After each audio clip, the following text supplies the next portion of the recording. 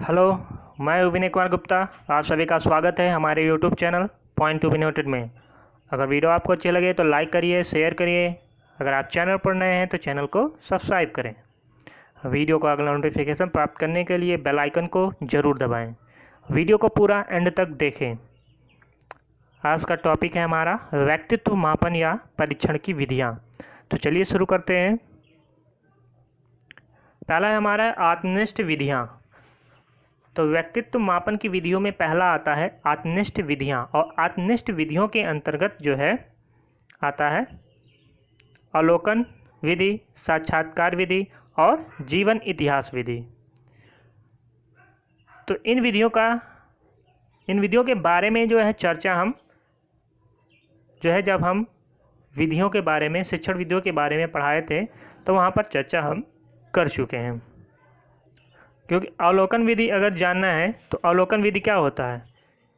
व्यक्ति के व्यवहारों का अवलोकन किया जाता है। अवलोकन विधि में क्या किया जाता है? व्यक्ति के व्यवहारों को अवलोकन करके उसके व्यक्तित्व का मापन किया जाता है। साक्षात्कार विधि में क्या होता है?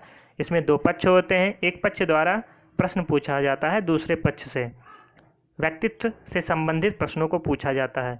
उसी से जो है व्यक्तित्व का मापन किया जा सकता है। तो ये साक्षात्कार में होता है। जीवन इतिहास विधि में क्या होता है? व्यक्तित्व के जीवन में घटी घटनाओं को उनके परिवारों से, उनके मित्रों से, उनके सगे संबंधियों से पूछकर जो है उन घटनाओं का विश्लेषण करके पता लगाया जाता है और उसके व्यक्तित्व का मापन उसी के आधार पर लगाया जाता है। तो ये तीनों आपको समझ में आ गया होगा कि अवलोकन क्या होता है, साक्षात्कार क्या होता है, जीवन इतिहास विधि क्या होता है। ये तीनों आत्मनिष्ठ विधियों के अंतर्गत आते हैं। अगला हमारा है वस्तुनिष्ठ विधियाँ। अब वस्तुनिष्ठ विधियों के अंतर्गत जो है पहला आता है निर्धारण मापनी। इसी को कहते हैं रेटिंग स्केल। क्या कहते हैं? रेटिंग स्केल या निर्धारण मापनी। इसके प्रतिपादक कौन है? गाल्टन। तो निर्धारण मापनी कौन है? गाल्टन। ये आपको याद रखना है। इसमें जो है आंकड़ों का संकलन, इसमें क्या किया जाता है? आंकड़ों का संकलन किया जाता है। व्यक्ति के व्यवहारों का आकलन करके उनके आंकड़ों का संकलन किया जाता है। क्योंकि हमें मापना क्या है? व्यक्तित्व का मापन करना है। तो व्यक्तित्व से संबंधित जो व्यवहार है व्यक्तियों का, उनको जो है आकलित किया जाता है और उससे संबंधित आंकड़ों को एकत्रित किया जाता है इसमें निर्धारण मापनी में। इसके द्वारा उनके विचारों और अभिव्यक्तियों का क्रमबद्ध रूप में मापन किया जाता है। तो इसमें क्या किया जाता है? उनके विचारों अभिव्यक्तियों का क्रमबद्ध रूप में मापन किया जाता है। इसका प्रयोग जो है शिक्षक कर सकते हैं, अभिभावक कर सकते हैं और प्रशासक द्वारा किया जा सकता है। तो इतना जो है आपको निर्धारण मापनी में पता होना चाहिए कि निर्धारण मापनी क्या होता है। अगला है हमारा परिसूची या प्रश्नावली विधि। इसमें व्यक्ति के सामने एक प्रश्नावली प्रस्तुत की जाती है जिसमें 100 से लेकर 500 तक के प्रश्न होते हैं। तो प्रश्नावली विधि या परिसूची विधि क्या है कि इसमें जिस व्यक्ति का व्यक्तित्व का परीक्षण करना होता है उसके सामने जो है प्रश्नावली की सूची जो है प्रस्तुत किया जाता है जिसमें 100 से लेकर 500 तक प्रश्न हो सकते हैं। इसका उत्तर क्या होता है? इसका उत्तर हाँ या ना में देना होता है। इसका उत्तर हाँ या ना में देना होता है। यह विधि व्यक्तित्व मापन में सबसे अधिक उपयोग की जाती है। तो वस्तुनिष्ठ विधियों में सबसे अधिक उपयोग की जाने वाली ये विधि है कौन सी विधि? परिसूची या प्रश्नावली विधि। अगली हमारी विधि है प्रक्षेपी विधियाँ। ये मोस्ट इम्पॉर्टेंट हैं। प्रक्षेपी विधियों के अंतर्गत आने वाली विधियाँ बहुत ही इम्पॉर्टेंट है एग्ज़ाम के लिए। यहीं से प्रश्न ज़्यादा पूछे जाते हैं। तो देखते हैं, पहला चीज़ देखते हैं कि जो प्रक्षेपण शब्द है उसका प्रयोग सर्वप्रथम किसने किया था? तो प्रक्षेपण शब्द का सर्वप्रथम प्रयोग सिगमंड फ्रायड ने किया था। ये चीज़ आपको पहले याद रखना है कि प्रक्षेपण शब्द का प्रयोग किसने किया था? सबसे पहले सिगमंड फ्रायड ने किया था। प्रक्षेपी विधियाँ का मतलब होता है प्रोजेक्टिव मेथड्स बोलते हैं इसको। अब प्रक्षेपी का अर्थ क्या होता है? किसी छिपी हुई वस्तु या तथ्य का प्रकट होना। अचेतन मन में, मतलब व्यक्ति के अचेतन मन में जो छिपी हुई इच्छाएं हैं, भावनाएं हैं, उनको प्रकट करने के लिए जो युक्ति अपनाई जाती है वही बोल दी जाती है प्रक्षेपी विधियाँ। इस विधि में क्या होता है, व्यक्ति के अचेतन मन में जो दबी इच्छाएं हैं, भावनाएं हैं, संवेगात्मक द्वंद्व हैं, उन्हीं का अध्ययन किया जाता है और उन्हें बाहर निकालने का प्रयास किया जाता है। इसी के आधार पर व्यक्ति के व्यक्तित्व का परीक्षण भी किया जाता है। तो प्रक्षेपी विधियों में कुछ इम्पॉर्टेंट परीक्षण हैं या विधियाँ देखते हैं जो एग्जाम में बहुत ज़्यादा पूछे जाते हैं। पहला है रोरसा स्याही धब्बा परीक्षण। क्या है? रोरसा स्याही धब्बा परीक्षण। इसके प्रतिपादक कौन है? हरमन रोरसा। कौन है? हरमन रोरसा। ये कहाँ के थे? ये स्विट्जरलैंड के थे। इन्होंने 1921 ईस्वी में इस परीक्षण का प्रतिपादन किया था। किसने? हरमन रोरसा ने रोरसा स्याही धब्बा परीक्षण का प्रतिपादन 1921 ईस्वी में किया था। ये कहाँ के थे? ये स्विट्जरलैंड के थे। इस परीक्षण में जो है 10 कार्ड होते हैं। कितने कार्ड? 10 कार्ड होते हैं, जिनमें से 5 कार्डों पर काली स्याही के धब्बे होते हैं। तो 10 कार्ड में से 5 कार्डों पर काली स्याही के धब्बे होते हैं और बाकी 5 कार्ड बहुरंगी होते हैं, कई कलर के होते हैं। और इन्हीं बहुरंगी 5 कार्डों में से 2 कार्ड लाल और काले रंग की आकृतियाँ बनी होती है। 5 बहुरंगी कार्डों में से 2 कार्डों पर लाल और काले रंग की आकृतियाँ बनी होती हैं और बचे 3 कार्डों पर विभिन्न रंग की आकृतियाँ बनी होती है। तो इतना चीज़ आपको पहले जानना है रोरसा स्याही धब्बा परीक्षण में। अब क्या होता है, परीक्षणकर्ता जो होता है वो व्यक्ति, ऐसा व्यक्ति जिसके व्यक्तित्व का मापन करना होता है, उसी को प्रयोज्य भी बोलते हैं। तो परीक्षणकर्ता क्या करता है, व्यक्ति को एक कार्ड देता है। व्यक्ति क्या करता है, उसे देखकर कोई विवरण या कहानी प्रस्तुत कर देता है। मतलब उस कार्ड को देखने के बाद उसे जैसा फील होता है, जैसा देखने के बाद उसके मन में जैसा भी विचार आता है, उसको कहानी के रूप में प्रस्तुत कर देता है। इस परीक्षण के माध्यम से उसकी बुद्धि का पता लगाया जाता है, सामाजिकता का, समायोजन, संवेगात्मक स्थिति, उसके कल्पनाशीलता का, अहम की शक्ति का, इन सभी पक्षों का अध्ययन जो है इस परीक्षण में किया जाता है और इसी के आधार पर उसके व्यक्तित्व का भी परीक्षण किया जाता है। ये था रोरसा स्याही धब्बा परीक्षण। अगला हमारा है प्रासंगिक अंतर्बोध परीक्षण। क्या है? प्रासंगिक अंतर्बोध परीक्षण। इसी को कहते हैं टैट, थीमेटिक अपरसेप्शन टेस्ट। क्या? Thematic apperception test. तो टैट के प्रतिपादक कौन है? मुरे एवं मॉर्गन। इन्होंने 1935 ईस्वी में टैट का प्रतिपादन किया था। प्रासंगिक अंतर्बोध परीक्षण का प्रतिपादन मुरे एवं मॉर्गन ने 1935 ईस्वी में प्रतिपादित किया था। यह परीक्षण किशोरों और प्रौढ़ों के लिए उपयुक्त है। तो जो टैट परीक्षण है वो किसके लिए उपयुक्त है? किशोरों और प्रौढ़ों के लिए उपयुक्त है। अब इसमें कार्डों की संख्या कितनी होती है? इसमें कार्डों की संख्या 31 होती है। कितनी होती है? 31। 30 कार्डों पर चित्र बने होते हैं और ये चित्र कैसे होते हैं? सेमी स्ट्रक्चर्ड होते हैं, मतलब पूरा नहीं बना होता है, आधा अधूरा चित्र बना होता है इन 30 कार्डों पर, और एक कार्ड जो होता है वो खाली होता है। तो टैट में क्या होता है? 31 कार्ड होते हैं, चित्र बने होते हैं वो भी आधे अधूरे होते हैं और एक खाली कार्ड होता है।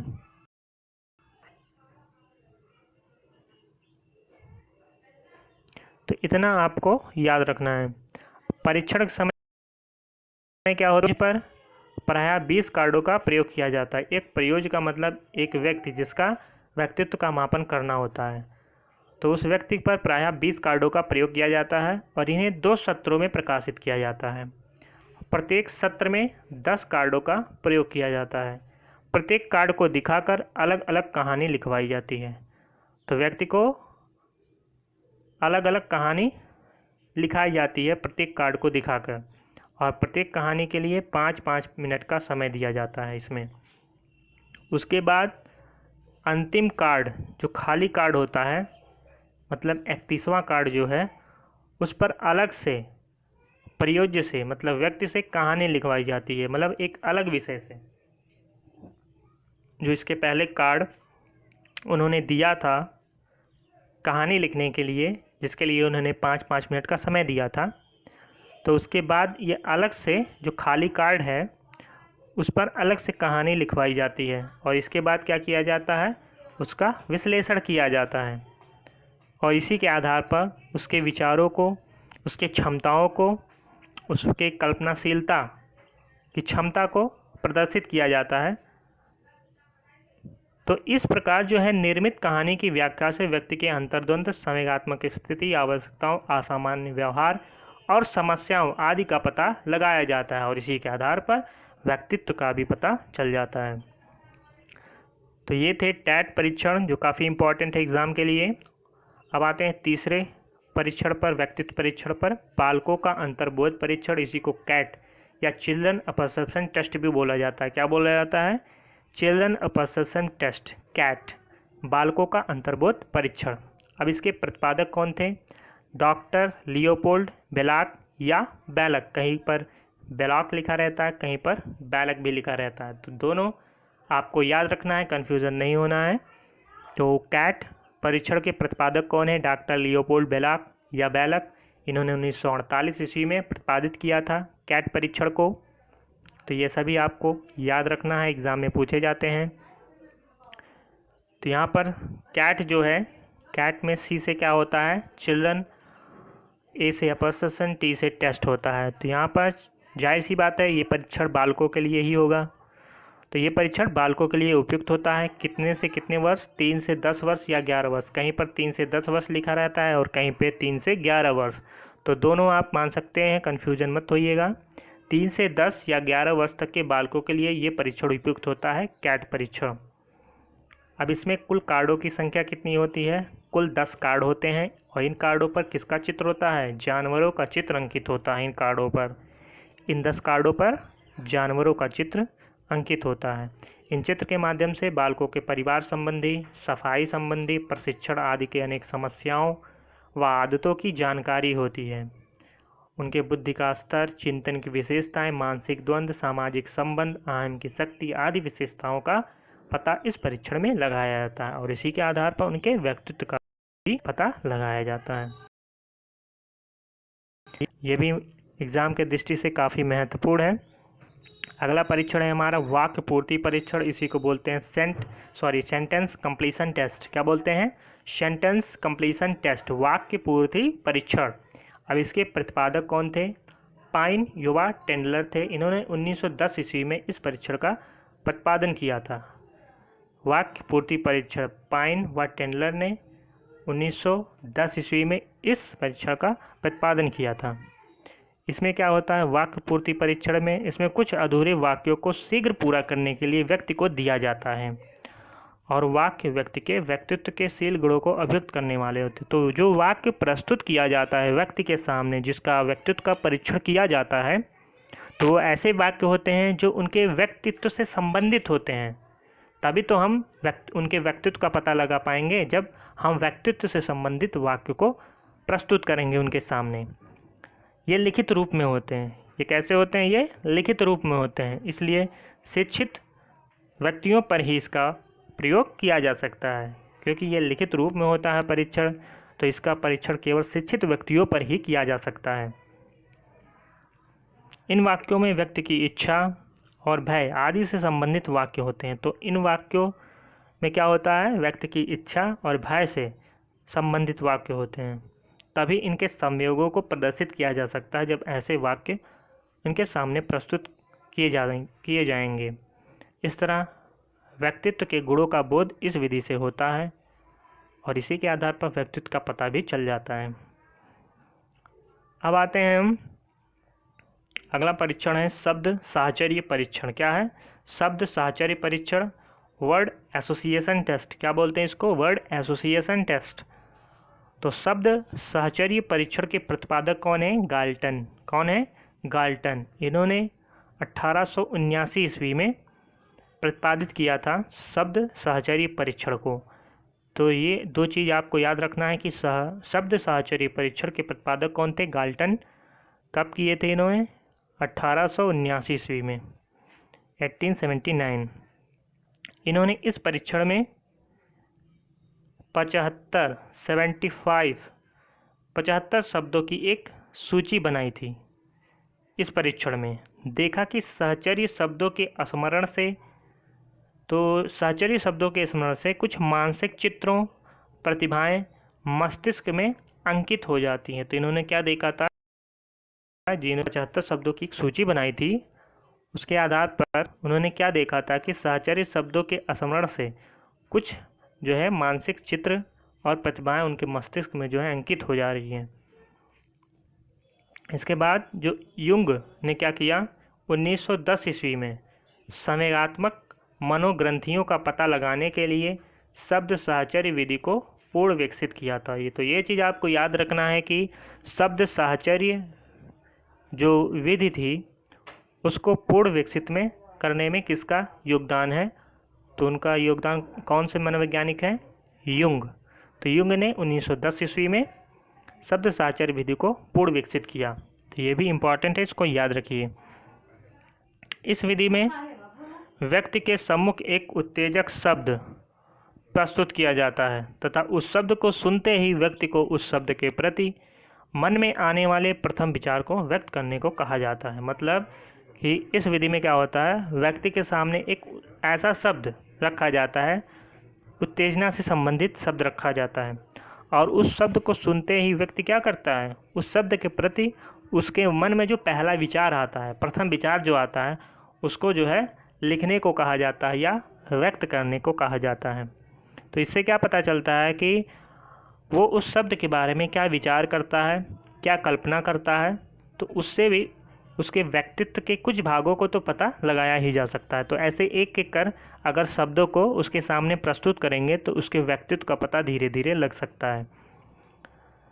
तो ये इसीलिए इसे कहते हैं शब्द साहचर्य विधि या शब्द साहचर्य परीक्षण। युंग ने प्रतिक्रिया शब्दों का मतलब कि उसके सामने जो शब्द प्रस्तुत किया जाता है तो उसके लिए जो प्रतिक्रिया देता है शब्दों का, उसी को कहा है युंग ने कि प्रतिक्रिया शब्दों को निम्नलिखित 5 श्रेणियों में विभाजित किया गया है। एक अहम केंद्रित होता है, वर्गोपरि होता है, विरोधी शब्द हो सकता है, अन्यान्य हो सकता है, और बोलने की कुछ आदत वाले शब्द हो सकते हैं प्रतिक्रिया में। तो जब प्रतिक्रिया करेगा तो किस प्रकार के शब्द हो सकते हैं, अहम केंद्रित हो सकते हैं, वर्गोपरि हो सकते हैं, विरोधी शब्द हो सकते हैं, अन्यान्य हो सकते हैं, या बोलने की आदत वाले शब्द हो सकते हैं।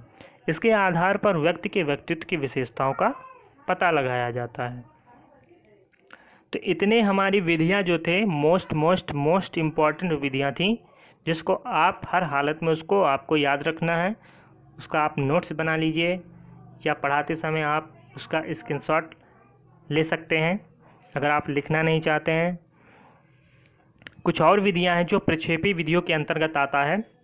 खेल एवं ड्रामा विधि, इसके प्रतिपादक कौन है, जे.एल. मोरेनो।